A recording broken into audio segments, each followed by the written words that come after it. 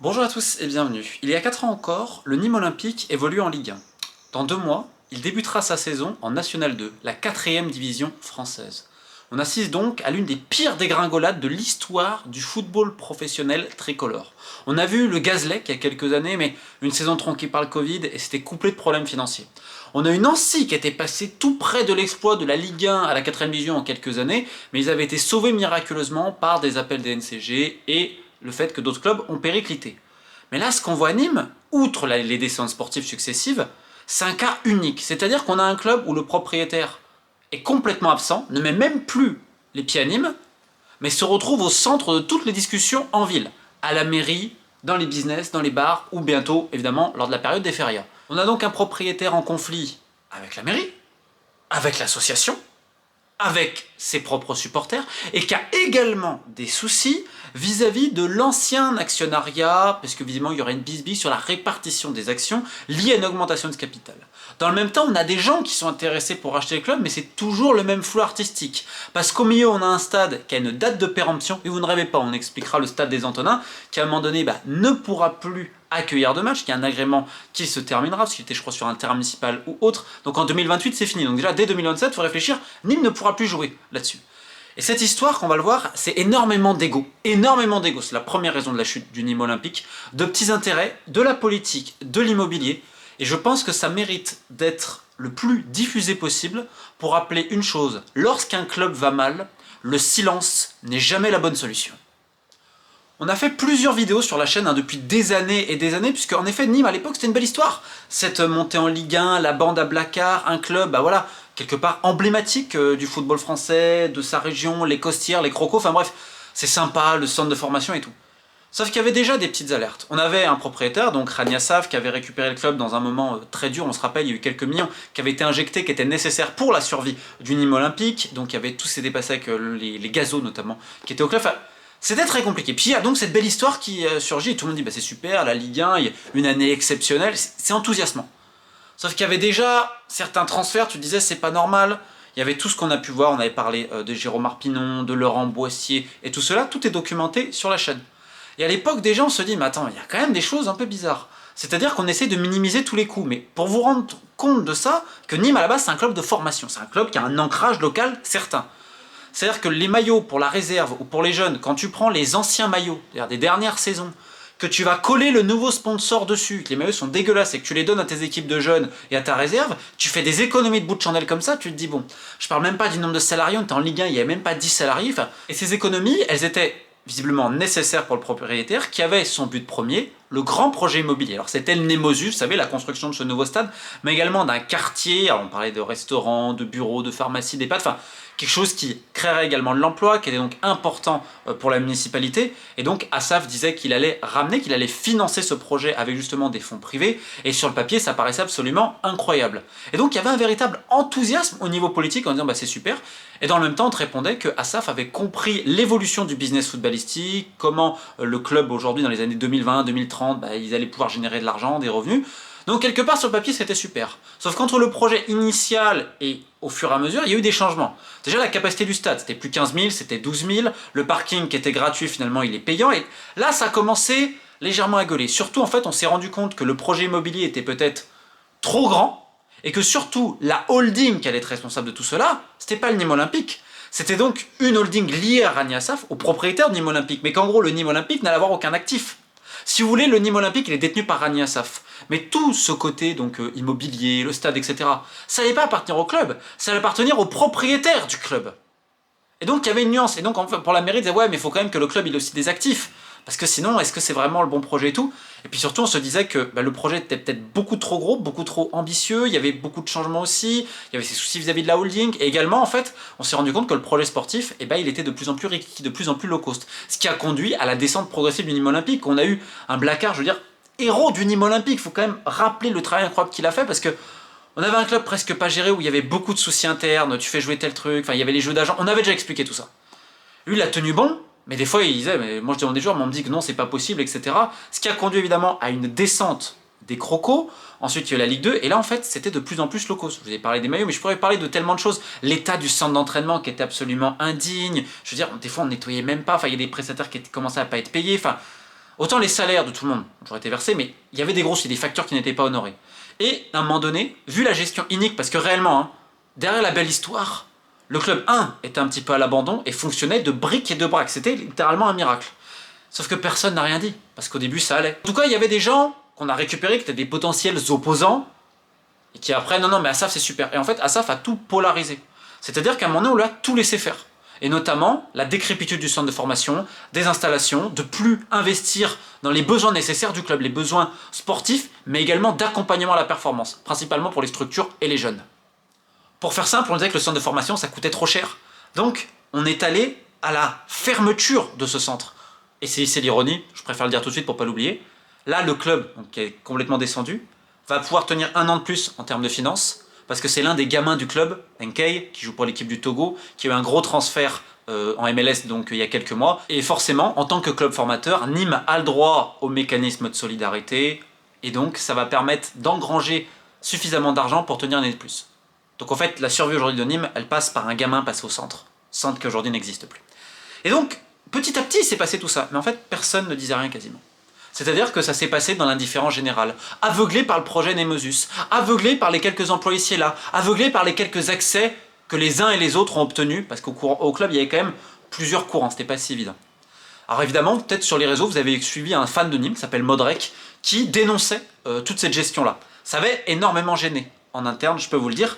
Et donc ça avait créé un petit sentiment de révolte, parce que beaucoup n'osaient pas parler, on avait presque l'impression que c'était une dictature qui ne disait pas son nom.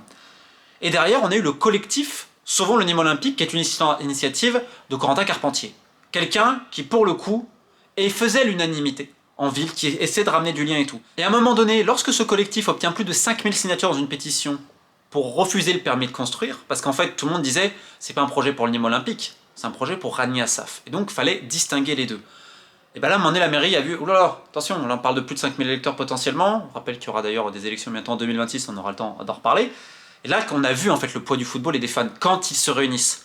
Et là, à un moment donné, ça commence à trembler. Et donc, les initiatives de ce supporter, Modrek, et également de Corentin Carpentier, il n'était pas tout seul évidemment pour le collectif, ont montré qu'il y avait la possibilité de faire quelque chose. Sauf que ça aurait dû faire depuis très longtemps, ils auraient dû peut-être accompagner. Problème, c'est que le collectif, alors aujourd'hui, ces personnes, notamment Corentin Carpentier n'est plus là, il y en a d'autres, je sais qu'il y a eu pas mal de soucis d'ego en interne, certains qui voulaient récupérer le truc et tout. Et en fait, c'est ça, c'est comme à l'association du Nîmes Olympique. À l'association du Nîmes Olympique, à un moment donné, c'est une pétaudière. Alors, monsieur Liron qui gérait, d'ailleurs, c'est exceptionnel, il y avait une autre personne qui était vice-président, qui à un moment donné était président. Ah, je vous mets quelques captures, etc., hein, en parlant des bas années de Lens, hein, parce que visiblement, ils allaient à la mine, hein, si le gardien de Saint-Etienne ne serait pas un imam et autre joyeuseté, comme vous pouvez le voir sur ce maillot-là. Non, mais fallait pas faire de bruit, etc. Donc bon, après on lui a dit plus loin de partir, mais tu comprends. En fait, il y avait beaucoup de problèmes, même au sein, je dirais, de tout ce qui est le microcosme Nîmes Olympique. À l'association, vous avez des problèmes d'ego. À un moment donné, chez les ultras, il y a eu des problèmes d'ego. À un moment donné, dans le collectif, il y a eu des problèmes. Alors que le collectif, c'est une super idée et elle est nécessaire. Le collectif est toujours en vie, même s'il y a eu d'autres changements. Mais ça a montré, cette initiative-là, qu'on pouvait faire quelque chose. Le problème, c'est que c'était déjà tard. Parce que pendant très longtemps, personne n'a rien dit, notamment les pouvoirs politiques et tout. Là, aujourd'hui, on est dans un conflit terrible. C'est-à-dire que le club est descendu, ensuite national, et une année absolument... terrible, c'est-à-dire qu'on est dans ce nouveau stade, et là justement on va vous parler de ça, parce que c'est encore un cas unique en France, et peut-être même en Europe. Donc comme vous l'avez compris, on a quelque part enlevé de plus en plus l'ADN du club, son essence même, les jeunes, tout ça, donc il y a un véritable dégoût pour beaucoup de gens, et certains ne viennent plus au stade.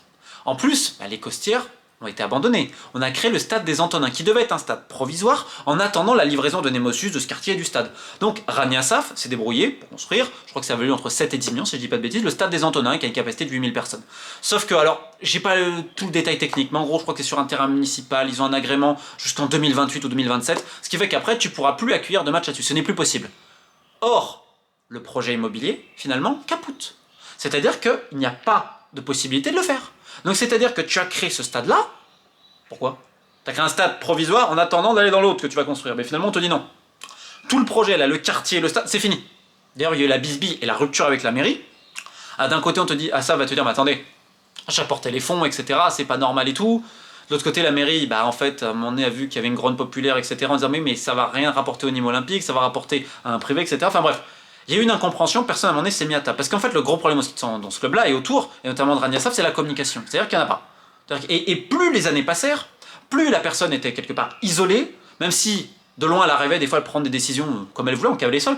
Ce qui rappelait à l'époque, déjà pareil, sur le changement de logo, le changement de logo, il l'avait décidé tout seul. Avant de rétro-pédaler un petit peu, de ramener, je crois c'était l'un des responsables aussi des Gladiateurs qui était venu, qui avait des femmes, bref. Il y a plein de choses comme ça.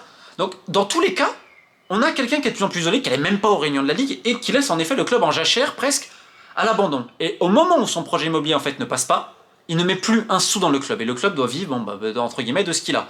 Et c'est là où c'est l'ironie, donc on a tout fait fermer chez les jeunes, et c'est grâce aux jeunes en fait, et la carrière qu'ils ont pu avoir derrière, que le Nîmes Olympique peut avoir les deniers nécessaires pour finir les saisons. Cette année-là, qu'est-ce qui s'est passé? On a 1500 personnes à près de moyenne au stade des Antonins, je sais pas si vous imaginez.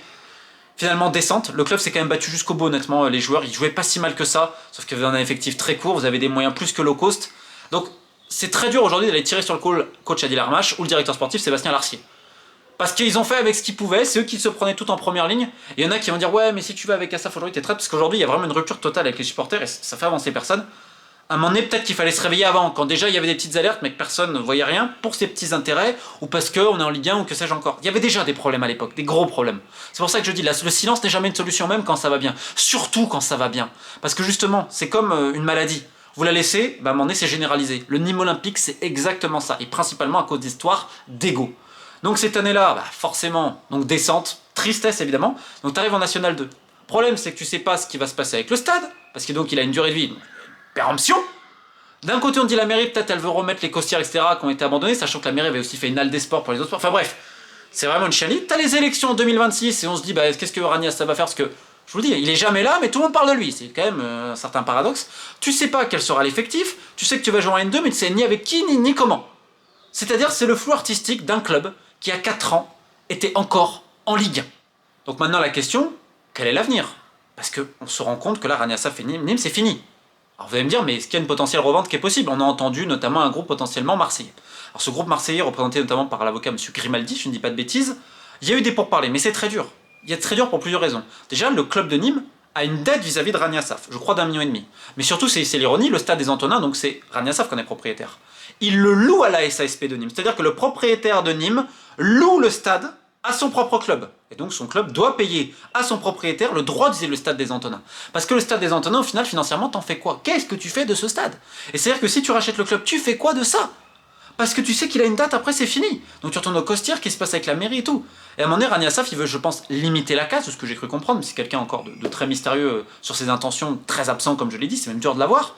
Et sauf qu'il réclame beaucoup d'argent, sauf que le club il est en National 2. Mais il dit ouais, moi j'ai mis tant, etc. Donc c'est une situation très compliquée, parce qu'en même temps, il y a visiblement un conflit, une bisbille sur l'actionnariat avec les anciens propriétaires, les gazos, à cause d'une augmentation de capital et la répartition des actions. Donc c'est très compliqué. Donc il y a eu plein de groupes qui ont tenté, des fonds d'États-Unis, etc., d'autres personnes. Aujourd'hui, on ne sait pas. On a évidemment le collectif Sauver Mini Olympique qui est toujours là, et j'espère qu'il y aura moins de soucis d'ego, etc., qui à un moment donné avait gêné un petit peu l'émergence de ce mouvement-là. Un collectif qui était plus que nécessaire, et qui est toujours nécessaire aujourd'hui. Parce que ce qui compte aujourd'hui à Nîmes, c'est surtout d'arrêter les égos. Et c'est ça peut-être la moralité de cette histoire, c'est que souvent les clubs ils périclitent pour des gros soucis financiers. Là, c'est pas le cas. Le premier souci là-dessus, c'est le silence, comme je l'ai dit, parce qu'à un moment donné, ça a été terrible. Je veux dire, le propriétaire lui-même disait des fois au rendez-vous qu'en gros, dans les transferts, on lui avait volé de l'argent. On n'a rien dit. À l'association, vous avez vu certains messages que je vous ai montrés, il y avait des soucis avec certaines personnes, on n'a rien dit. Donc en fait, on a fait l'autruche. À la mairie, on a fait l'autruche.